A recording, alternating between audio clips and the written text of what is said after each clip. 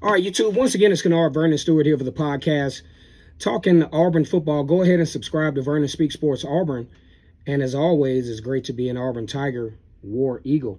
A lot of stuff going on the plains. As a matter of fact, Auburn has Carnell Williams, obviously, who is the interim head coach, former All-American running back, who will coach his first home game against Texas A&M. Texas A&M coming in with a 3-6 record with a 5-game losing streak. As a matter of fact, Auburn has a 5-game losing streak as well.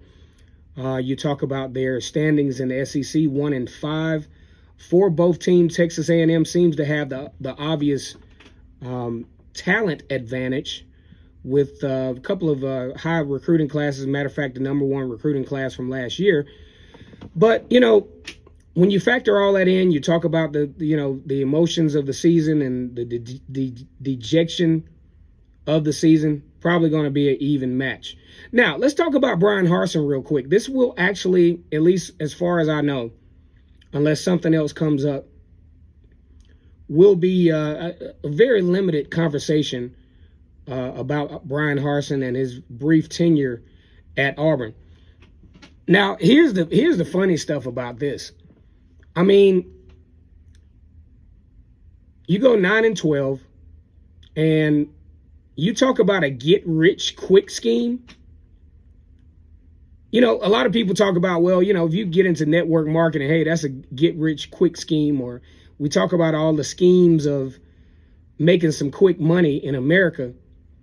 And my thing is, hell, why not be a failing head coach? You get a nice contract up front. Guaranteed money. If they fire you, they got to pay you. The buyout.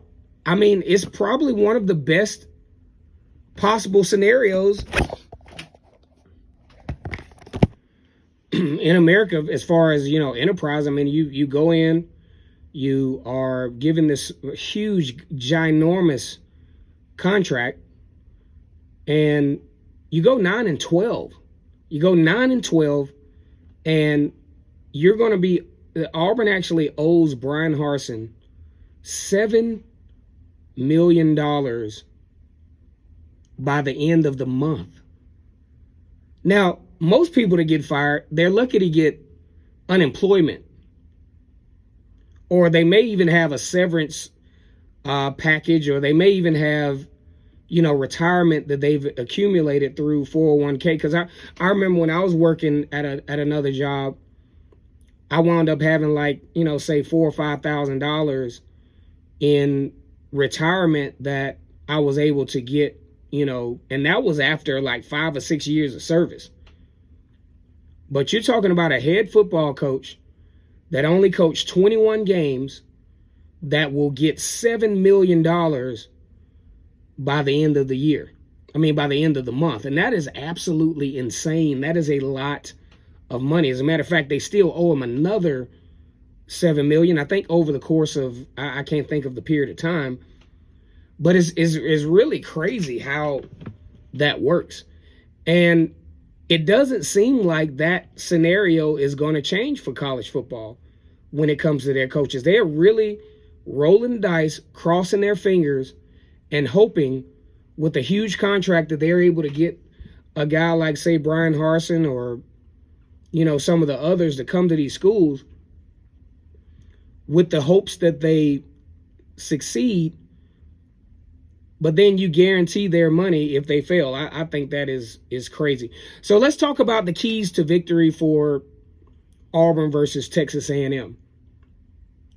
I think the quarterback position is going to be very important. Managing the emotions of the game is going to be vitally important. How Robby Ashford applies his emotional muscle to this game will be key.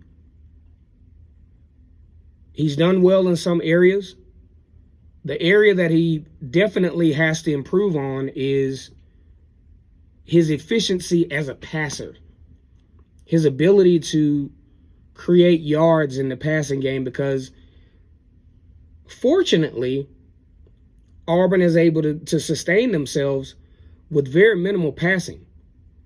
I mean, you talk about 27, 33 points in the last couple of games with very minimal passing. Just think what Auburn could do if Robby Ashford could get the passing game going, could get the wide receivers involved in this game. Now, what is that going to take? Well, of course, you have to, the wide receivers have to get open, obviously. And then the offensive line has got to be a little bit more protective, especially in the first 1, 2, 3 seconds of the drop back, because Robby Ashford is still an inexperienced quarterback who, if the first part of the check down is not there, his natural reaction is to retreat.